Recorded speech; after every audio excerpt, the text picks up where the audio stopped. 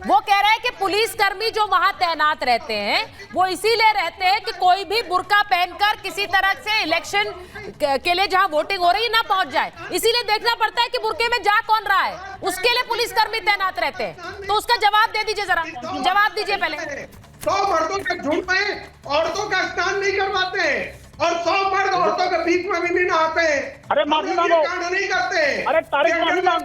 अच्छा ठीक है, तारिक साहब अगर आपको डाइवर्ट करनी है मैं प्रेम कुमार जी के पास चली जाती हूँ। नहीं, मैं इस तरह से बातचीत नहीं करता, आप मुद्दे पर बात करिए, मुद्दे पर बात करिए। बस यही दिखाइए कौन बेशर्म है कौन नहीं है, इस पर चर्चा नहीं कर रही हूँ। प्रेम कुमार जी को लीजिए, शिवम को लीजिए। प्रेम जी, अब देखिए विनोद जी ने एक बड़ा वैलिड बात बोली है। मैं कैश जो आज आरोप लगा विनोद तावड़े पर वो उस पर भी आऊंगी, लेकिन पहले इस पर जवाब, क्योंकि ये कंटिन्यूएशन में चल रहा है। उन्होंने कहा कि भाई पुलिसकर्मी वहां तैनात इसीलिए रहते हैं क्योंकि कोई भी बुर्का पहनकर अंदर चला जाए ये सिक्योरिटी थ्रेट होता है। तो भाई ये तो देखना ही पड़ेगा कि बुर्का पहनकर कौन जा रहा है। अब क्या उसमें कोई आपत्ति है, क्योंकि अखिलेश जी को है, वो कह रहे हैं कि पुलिसकर्मी ना करें ये सब। बुर्के में बम फोड़ दिया तो देखिए सुचारिता जी, विनोद जी एक मिनट। मतदान करते समय जब हम जाते हैं, आप सबको हम सबको मालूम है कि प्रिजाइडिंग ऑफिसर के नेतृत्व में वहाँ आईडी कार्ड चेक की जाती है, मतदान कर्मी करते हैं, सब कोई वोट देता है। तो आईडी कार्ड चेक करने की जिम्मेदारी उनकी होती है, मतदान कर्मचारियों की, प्रिजाइडिंग ऑफिसर के नेतृत्व में। गलत आदमी जैसे कोई होता है तो वो पुलिस के हवाले कर सकते हैं उनके हाथ में, और करते हैं। ये है।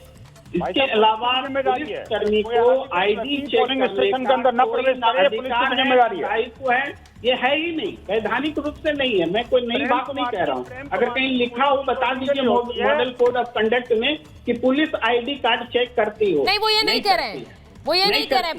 प्रेम जी देखिए, मैं तारिक जी की बात से सहमत हूं जब उन्होंने कहा कि पुलिस कर्मियों को अधिकार नहीं है, आप भी वो कह रहे हैं। वो दूसरी बात कह रहे हैं, वो कह रहे हैं कि पुलिसकर्मी वहां तैनात ही रहते हैं क्योंकि बुर्के के अंदर कौन जा रहा है, क्या पहनकर क्या अंदर है, कोई महिला जा रही है लेकिन उस आड़ में कुछ हो भी सकता है। तो महिलाएं अगर बुर्का अपना उठाकर जाएंगी तो पता लग रहा है कि महिलाएं जा रही है, उनका ये मानना है। वो गलत है क्या? सुनिए, आप दो बातें कह रही हैं। एक तो कि महिला की जगह पुरुष हो सकता है, और दूसरी बात के किसी के पास कुछ विस्फोटक हो सकता है। दो बातें कह रही हैं। हाँ। तो जो महिला की जगह पुरुष हो सकता है, ये तो मतदान कर्मी चेक करेंगे ना, प्रिजाइडिंग ऑफिसर ऐसे थोड़े वोट देने देंगे, आई कार्ड चेक करेंगे। अरे भाई, जो कुछ करने जा रहा है वो जाकर मतदान थोड़ी करने जाएगा। अब बोलने नहीं देंगे कुमार जी जो कुछ करने जा रहा है तो वो बैलेट बॉक्स की तरफ थोड़ी जाएगा कि मैं बैलेट बॉक्स में वोटिंग करने जा रहा हूँ। पुलिस भी चेक कर सकती है, अगर पुलिस को शक है तो पुलिस भी चेक कर सकती है। बातें बोलने दीजिए हमें। हाँ ठीक है, एक तो है कि कोई महिला की जगह पुरुष जाएगा, इसको प्रिजाइडिंग ऑफिसर के नेतृत्व में मतदान कर्मी चेक करेंगे। और किसके पास विस्फोटक है, ये केवल बुर्का पहनने वाले के पास विस्फोटक होगा, लाइन में लगे हुए व्यक्ति के पास विस्फोटक होगा। आप उसके बाहर चेक करिए। वोट देते समय यहाँ पर तनाव पैदा करने की आपको इजाजत नहीं है। आपको जो चेक करना है एक सम्मानजनक दूरी में करवाने से। एक मिनट, ये मुद्दा आया ही क्यों है? इसकी जरूरत ही क्या है? जो प्रोटोकॉल्स है वो फॉलो हो रहे हैं, वो फॉलो होते रहे इतने सालों से, वही आगे फॉलो हो रहे हैं। इस मुद्दे को खामखा में हम टूल क्यों दे रहे हैं, मुझे समझ नहीं आ रहा है। कभी नहीं होता था पहले, क्यों दे रहे हैं तुम? शिवम बोलना चाह रहे हैं, शिवम आ रही हूँ। तारिक साहब आप महिलाओं पर पहले अभद्र टिप्पणियां करना बंद करिए, उसके बाद में वापस आऊंगी। शिवम बोलिए। सुचारिता जी बोलिए। मैं सुचारिता जी मैं बोल सकता हूं? Thank you. मैं आमतौर पर इस तरह की बातें नहीं करता हूं और ना करना चाहता हूं और ना मुझे कोई रकस क्रिएट करना है, बट रियलिटी ये है कि जिस तरह के कमेंट्स शायद जो वीएचपी के प्रवक्ता हैं उनके बीच में भी तारिक अहमद लारी लगातार बोल रहे थे, वो इतने ऑब्जेक्शनेबल हैं जिसकी कोई हद नहीं है। वो कहते हैं कि हजारों लाखों के बीच में हमारी महिलाओं को हम ऐसे नहलाते नहीं है, धुलाते नहीं है, इस तरह की वो बातें कर रहे हैं।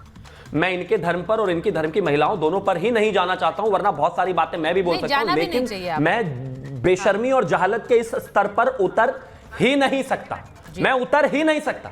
मैं नहीं कहना चाहता हूं इस तरीके के हमारे यहां मामा चाचा फूफा ऐसे ही शौहर नहीं बन जाते, मैं इस तरह की भाषा का बिल्कुल इस्तेमाल नहीं करता। लेकिन मुसलमानों का रिप्रेजेंटेशन एक इस तरह का जाहिल आदमी करेगा और समाजवादी पार्टी का, तो माफ कीजिए, मेरे धर्म की महिलाओं या फिर किसी भी महिलाओं पर वो बोलेगा तो मैं उसको जवाब दूंगा।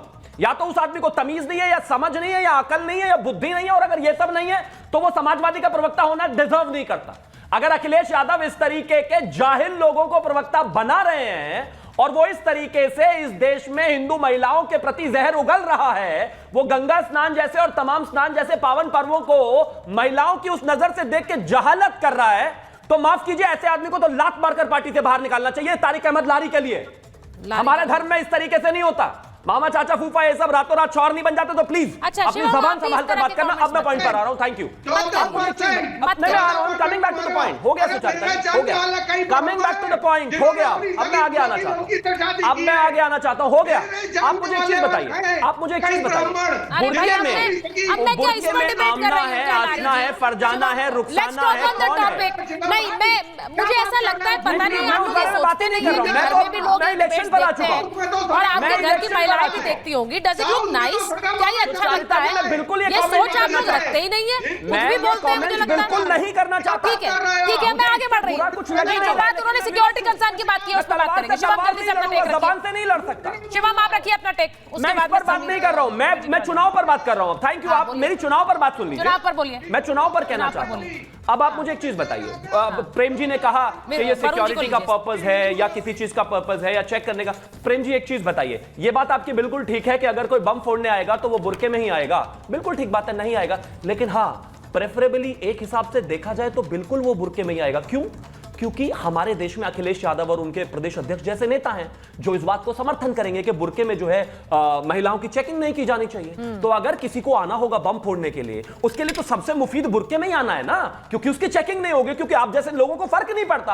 अब आगे एक और चीज पर आते हैं, इसलिए इस तरह से चेकिंग होनी ही चाहिए। हम लोकतंत्र में है, 21वीं सदी में है भाई। और मैं फिर से कहना चाहता हूं, मैं बुरके में रहने वालों का, सभी का उनका चॉइस है, उसका सम्मान करता हूं। लेकिन इस चीज में जब आप लोकतंत्र में है तो वोटिंग के दौरान ये चीज आड़े नहीं आ सकती। और फिर से कहना चाहता हूं मैं, उसमें आमना है, आशा है, फरजाना है, रुखसाना है, फरमाना है, कौन है, ये सब पता कैसे किया जाएगा? ये एक ही तरीके से पता किया जा सकता है कि प्रॉपर, चाहे जितने भी समाज के लोग हैं, जितने भी वोट डालने वाले वोटर्स हैं, जितने भी चुनाव के अधिकारी हैं, जितने भी पुलिस चीजों को बेहतर करें और कोई अवरोध उत्पन्न ना हो।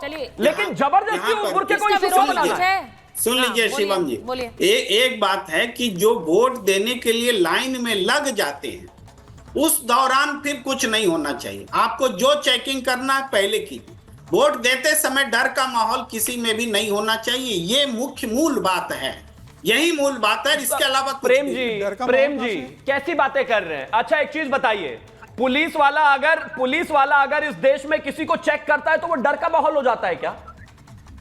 हमारे वोट देते समय डर का माहौल ही होता है। अच्छा है कि पुलिस वाला वोट देते समय वहां कैसे डर का माहौल है?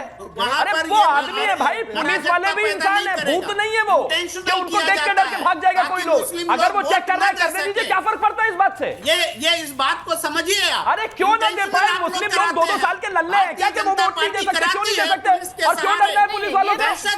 पुलिस वाला अगर कुछ चेक करता है तो करे। डर जब प्रेम कुमार जी को डर तब लगेगा, ये तो उल्टा भी हो सकता है। अगर गलत नहीं है तो डर कैसा? वोट देने वालों को डराती है। देखिए मशीनरी जो सरकारी मशीनरी है, एक सेकंड सुनिए, मैं एक बार जरा समीर जी आपसे बात